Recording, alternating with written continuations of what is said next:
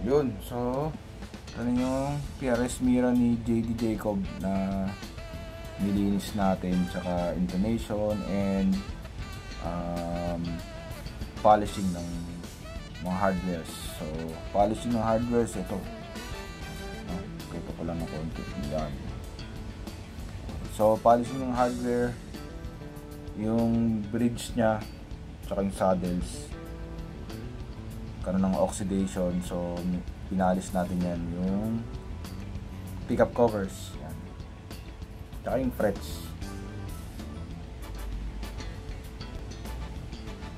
Okay, so pati yung action nya binabaan din kasi masyadong mataas. So sound check natin.